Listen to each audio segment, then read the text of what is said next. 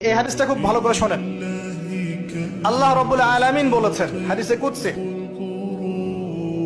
যে আল্লাহ পাক যেগুলো ফরজ করেছেন, ওয়াজিব করেছেন, এগুলো যখন একজন বান্দা নিয়মিত করতে থাকে এবং এর সাথেও নফল কাজ করতে থাকে, আল্লাহ পাক সেই বান্দাকে ভালোবেসে ফেলেন। যখন আল্লাহ পাক কাউকে ভালোবাসেন তখন জিবরাইল আলাইহিস সালামকে ডেকে নিয়ে আসেন। ডেকে নিয়ে এসে বলেন যে পৃথিবীতে অমুকের পুত্র অমুক, তাকে আমি ভালোবাসি, হে জিবরাইল তুমিও তাকে ভালোবাসো।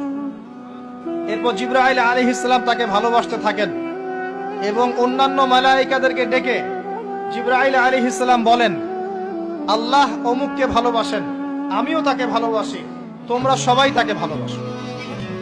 এরপর সমস্ত ফেরেশতারা তাকে ভালোবাসতে শুরু করে।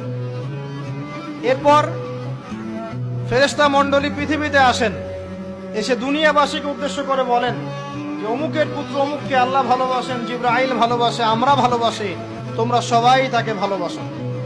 এরপর দুনিয়ার মানুষদের কাছে তার মর্যাদা বাড়িয়ে দেওয়া হয়, তার দিকে মানুষের মনকে ঘুরিয়ে দেওয়া হয় এবং তার প্রতি মানুষের ভালোবাসা সৃষ্টি করে দেওয়া হয়।